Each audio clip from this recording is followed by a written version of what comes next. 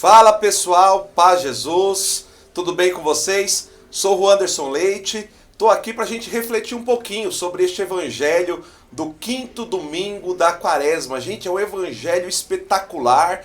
Quando eu acordei, que eu vi que o evangelho de hoje era sobre a ressurreição de Lázaro, já de imediato eu me senti motivado a falar, a refletir um pouquinho este evangelho com vocês. Antes de nós darmos sequência, eu quero convidar você, se inscreve no meu canal, estamos numa campanha, nessa semana precisamos chegar a 1000 inscritos. Então, se inscreve lá, ativa o sininho para que você possa ali receber também a notificação de cada vídeo que nós subirmos, tá bom? Vamos juntos evangelizar. Então, nós vamos fazer o seguinte, o evangelho que nós vamos refletir, ele é um texto um pouco longo, está no Evangelho de João, lá no capítulo 11, versículo do 1 até o 45. Então eu vou fazendo a leitura do texto e vou interrompendo de maneira ali pausada para nós fazermos os devidos comentários e aprofundarmos nas riquezas dos detalhes que nós encontramos dentro deste evangelho. Eu tenho a certeza que você vai gostar muito, que essa reflexão ela vai te ajudar demais. Evangelho de João, capítulo 11, versículo do 1 até o 45. Para nós entendermos bem este evangelho, deixa eu contextualizar um pouquinho do evangelho de João para vocês entenderem. O evangelho de João, irmãos, ele está fora daquele grupo, daquele bloco de escritos que nós chamamos de evangelhos sinóticos, que são ali os 3 primeiros evangelhos, pela ordem bíblica, Mateus, Marcos e Lucas. São evangelhos cujos textos, se nós ali distribuirmos em colunas paralelas, nós verificaremos as semelhanças que existem entre eles. O evangelho de João, ele está ali numa tradição parte. O evangelho de João ele é dividido em 2 partes. Então nós temos numa primeira parte ali aquilo que nós chamamos de livro dos sinais, que vai até o capítulo 12. Então só para a gente poder entender, o evangelho de hoje, este texto da ressurreição de Lázaro, ele está dentro deste livro dos sinais. A segunda parte é o livro da glória. O que seria esse livro dos sinais? No evangelho de João, os milagres, eles são chamados de sinais. Por quê? Porque o evangelista e sua comunidade, eles têm muito mais interesse pelo sinal que o milagre ele traz do que pelo próprio milagre em si. Ou seja, quando Jesus ele ressuscita Lázaro, muito mais do que o fato espetacular, extraordinário, sensacional de alguém que estava ali morto e que torna a viver, nós temos ali um sinal de que Jesus, ele é o Deus da vida, que vem para trazer vida a todas as estruturas que estão mortas. Este é o sinal que acompanha então este milagre. E este livro dos sinais, ele está ali classificado, organizado, melhor dizendo, gente, de acordo com os ciclos de algumas festas judaicas. Então esse texto do capítulo 11, ele está dentro ali de um ciclo festivo, que é o ciclo da Hanukkah. Tá? Só para vocês entenderem, a Hanukkah foi uma festa que surgiu no judaísmo ali no século II antes de Cristo. O que acontece dentro deste período? Dentro deste período, nós vamos ver que a Judéia ela está sob o domínio do Império Grego. E o imperador grego, chamado Antíoco IV Epífanes, ele profana o templo de Jerusalém, colocando uma imagem do deus Zeus, uma divindade pagã, Zeus, dentro ali do templo de Jerusalém, exige dos judeus o culto, a adoração. Muitos se negam, são perseguidos, morrem, e depois que eles conseguem então ali tirar esta imagem do templo, o templo ele vai ser então purificado.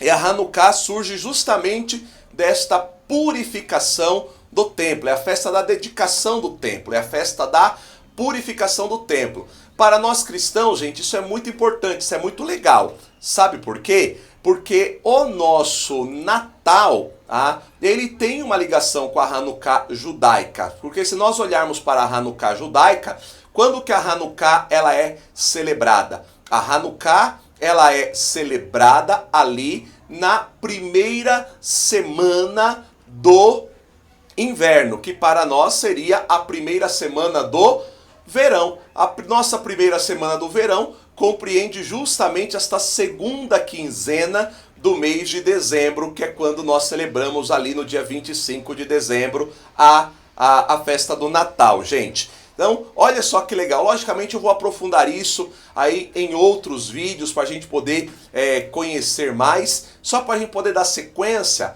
Então a Hanukkah também era entendida como a festa das luzes.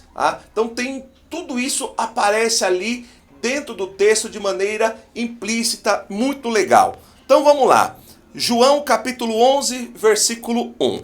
Havia um doente, Lázaro. Lázaro significa Deus socorreu. De Betânia. Betânia, a tradução de Betânia significa casa da aflição. Povoado de Maria e de sua irmã Marta. Lembrando que ambas são mencionadas no Evangelho de Lucas, só que no Evangelho de Lucas elas não são denominadas ali como sendo irmãs de Lázaro. Maria era aquela que ungira o Senhor com bálsamo e lhe enxugara os pés com os cabelos. Olha que espetacular, gente, esse detalhe. Na verdade, esta cena de Maria ungindo o Senhor com o bálsamo e lhe enxugando ali os pés com os cabelos, vai estar no capítulo seguinte, né? No capítulo 12. Então aqui nós temos uma possível referência, né, de que o agiógrafo, ele possivelmente entendia ali que também quem estava lendo, na verdade o receptor desse texto, já tinha o conhecimento, né, desta situação, pelo menos a partir da leitura dos outros evangelhos. Seu irmão Lázaro se achava doente. As duas irmãs mandaram então dizer a Jesus: Senhor, aquele que amas está doente. A essa notícia, Jesus disse: essa doença não é mortal, mas para a glória de Deus, para que por ela seja glorificado o Filho de Deus. Ora, Jesus amava Marta e sua irmã e Lázaro. Quando soube que este se achava doente, permaneceu ainda 2 dias no lugar em que se encontrava. E só depois disse aos discípulos: vamos outra vez para a Judéia. É interessante este detalhe do permaneceu ainda 2 dias. Por quê? Porque ele nos ajudará a entender o sentido, né, de Jesus ter chegado ali 4 dias depois, e eu vou ali explicar mais para frente. E no versículo 8, seus discípulos disseram-lhe: Rabi, há pouco os judeus procuravam apedrejar-te, e vais outra vez para lá? Jesus aqui ele está a caminho, né, da sua paixão, morte e ressurreição. Tanto é que a ressurreição de Lázaro, sem sombra de dúvidas, ela é uma prefiguração da ressurreição de Jesus. Então Jesus ele já está aqui neste clímax de conflito, de tensão, de perseguição, irmãos. Versículo 9. Respondeu Jesus: não são 12 as horas do dia? Se alguém caminha durante o dia, não tropeça, porque vê a luz deste mundo. Então esta referência à luz tem uma referência clara ao contexto da Hanukkah, que influencia também a redação deste texto. Versículo 10. Mas se alguém caminha à noite, tropeça, porque a luz não está nele. Disse isso e depois acrescentou: nosso amigo Lázaro dorme, mas vou despertá-lo. Os discípulos responderam: Senhor, se ele está dormindo, se salvará. Jesus, porém, falara de sua morte, e eles julgaram que falasse do repouso do sono. Então Jesus lhes falou claramente: Lázaro morreu. Por vossa causa, alegro-me de não ter estado lá para que creiais. Aqui também nós vamos fazer, daqui a pouquinho, uma ligação com os 4 dias. Mas vamos para junto dele. Tomé, chamado Dídimo, disse então aos condiscípulos: vamos também nós, para morrermos com ele. Aqui eu gosto sempre de fazer uma observação. Às vezes a gente foca demais, né, na questão ali de Tomé, ele ser classificado como um homem, né, de pouca fé, porque ele não acreditou ali na ressurreição de Jesus, e tudo isso também tem um contexto, né, que tem que ser levado em consideração, mas aqui ele se dispõe, inclusive, né, a ir ali com Jesus para sofrer também a sua morte, e muitas vezes a gente não comenta.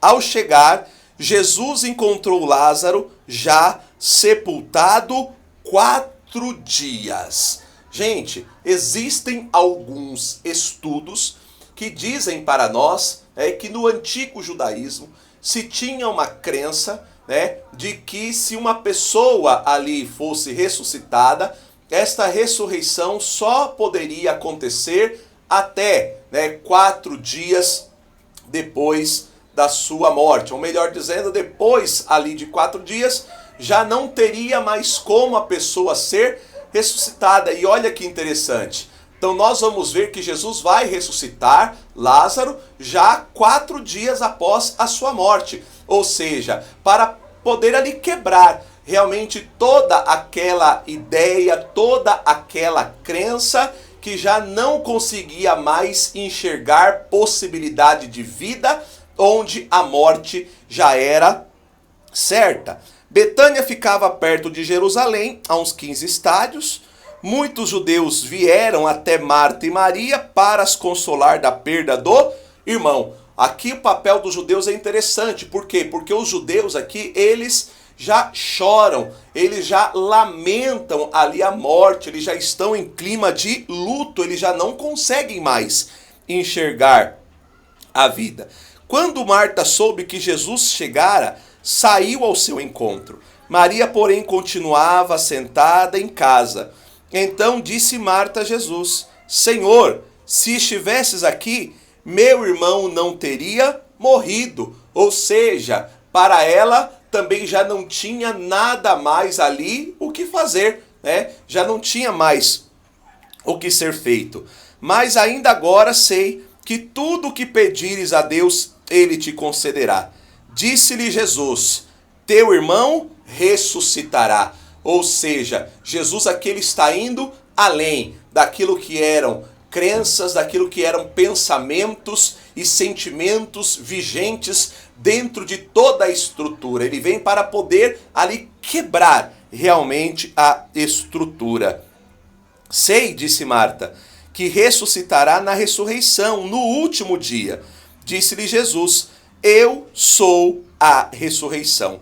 Quem crê em mim, ainda que morra, viverá. No Evangelho de João, Jesus ele faz ali uma proclamação do eu sou, ligada a uma perspectiva de autorrevelação por 7 vezes. Então, eu sou a ressurreição e a vida é mais ali, uma das autorrevelações que Jesus ele faz também ali a partir da sua natureza divina, até porque eu sou é o indicativo ali também de Deus, lembrando aquilo que o próprio Deus disse lá para Moisés, né? Eu sou aquele que sou.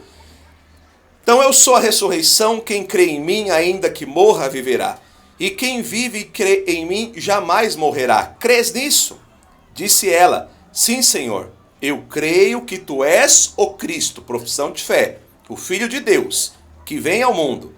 Tendo dito isto, afastou-se, chamou a sua irmã Maria, dizendo baixinho: o Senhor está aqui e te chama. Esta, olha a postura de fé, ouvindo, a fé vem pelo ouvir. Esta, ouvindo isso, ergueu-se, ou seja, ela ressuscitou, levantou-se, também ela que estava ali tomada pela morte, né? Já não conseguia também mais enxergar vida. Ouvindo isso, ela ergueu-se, ela levantou-se, é o mesmo verbo utilizado para a ressurreição. Ergueu-se logo e foi ao seu encontro. Jesus não entrara ainda no povoado, mas estava no lugar em que Marta o fora encontrar. Quando os judeus que estavam na casa com Maria, consolando-a, viram-na levantar-se, rapidamente sair, acompanharam-na, julgando que fosse ao sepulcro para aí chorar. Chegando ao lugar onde Jesus estava, Maria, vendo-o, prostrou-se aos seus pés e lhe disse: Senhor, se estivesses aqui, meu irmão não teria morrido. Também uma perspectiva de crer somente naquilo que é possível. Quando Jesus a viu chorar, e também os judeus que a acompanhavam, comoveu-se interiormente e ficou conturbado. E perguntou: onde o colocastes? Responderam-lhe: Senhor, vem e vê. Olha o versículo 35, que profundo. Jesus chorou, irmãos.